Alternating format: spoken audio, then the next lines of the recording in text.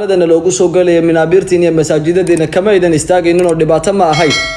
مالنتا أنا راهنا ورعكوي هشبان وده ينايو ورهنا دلنا أنه جو تاجم بانوسكد عيننا أنا ديجا مسلم كحرمت بولايا وارون ديجا مسلم كوحكة قيمة dadka laascaanood qadiyadii u dagaalamay waa wada ognahay qadiyadii u dagaalamayeen qadiyad cad oo muuqata waa nasiib wanaag natiijadii way gaareen ninkan marka wadaadka sheegan jiray dhalinyarada ah maalmihii xaaladu cakirnayd ee jawaabta iyo ficilka ballan weeye tii hore waxaad tiraadeen waa igu sawireen qori baan gadanaya anigu insha Allah biidhnillaahi tacaala inta laascaanood joogo كونكي ناس بدوبتا ما هضوبانينا وان غدان يا وان غدان إلى إذا إن شاء الله بإذن الله تعالى هذا أرنتي داعي مختار oo aad u kululaatay iyo micnooyin aad u fara badan dhalisay iyo su'aalo aad baraha bulshada ugu soo laabatay fadlan nagu soo biir oo janaalka adigoo subscribe dhacanaya gambaleelka u furanayo muuqaalka like talaayo daaci mukhtaar oo sheegay in uu qori u qaatay aftiyaashiisa iyo dadkiisa adeeradiisa in lagu baafiyay laascaanood dagaaladii isqabqabsiga ka dhacay dadkiisa lagu baabiyay danta iyo duruuftan ay ku qasabtay qori inuu qaato arinta oo dadka baraha bulshada caanka ka ah dhanka social media isticmaalana ay ka soo hadleen sababtoo qori u qaatay inay tahay ay leeyihiin laascaanood haddana dagaalka in uu ka dhamaaday oo qoriga iska dhigo ninkan wadaad ayaa ku ogeen qoriga wuxuu u qaatayna ay fahmi la'sanahay mar ay dagaalku uu dhamaaday hadda in uu qori qaato daaci mukhtaar danta ku qasabtay in hadda uu qori iyo dagaal kale uu dadkii u cilaamiyo dad badan oo social media isticmaalo oo baraha bulshada caanka ah ay hadda daaci mukhtaar ay haystaan ay waxay ku haystaan ay tahay in uu hadda rabo dagaal in uu calaamiyo dagaalkii laascaanood uu sheegay daaci mukhtaar oo live bartiisa TikTok ka soo galay oo dadka baraha bulshada idil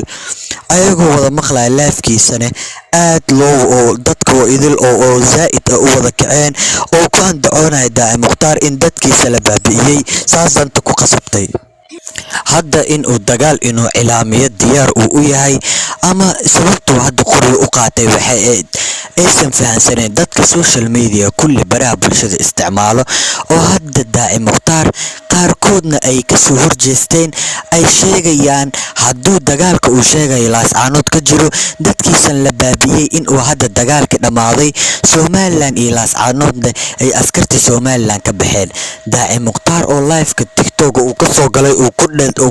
ku sheegay in dadkiisa awood loo sheegtay dadkiisa maadaama wadaada ahay dagaalkana uu hadda dhamaaday dadkiisa sidoo uu ku sheegay inay wadaada ahaayeen daaci mukhtaar oo live-ka ka dhex cadeeyay dadkiisa in awood loo sheegtay awood qorina lagu faamay sidaas darteed uu hadda qori u qaatay qorigaasna uu wadan doono uusan dhigi joonin maadaama dadkiisa la dhibaateeyay abtiyaashiisa adeeradiisa iyo ehelkiisa iyo qaraabadiisa dadkiisaba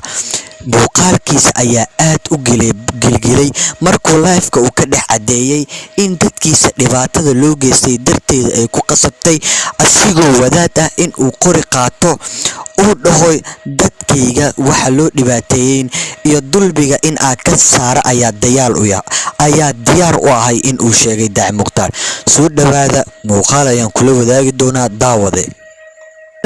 أنا راهنا ورعكوي هشبان وده ينايو ورهنا دلنا أنه جو تاجم بانوسكد عيننا أنا ديجا مسلم كحرمت بولايا وارون ديجا مسلم كوحكة قيمة بدل متجرا لكن كايو مفانتي عنا بورا وركايا ballan weeye tii hore waxaad tiraadeen waa igu sawireen qori baan gadanaya anigu insha Allah biidhnillaahi tacaala inta laascaanood joogo كونكي ناس بدوبتا ما هضوبانينا وان غدان يا وان غدان إلى إذا إن شاء الله بإذن الله تعالى هذا ميدان له هري هبين أنا كحرقنا غداني ninkan marka wadaadka sheegan jiray dhalinyarada ah maalmihii xaaladu cakirnayd ee jawaabta iyo ficilka loo baahnaa ma arkin ninkan qori soo qaatay ama sidan u dhiiranay markii u dambeysay oo la gaaray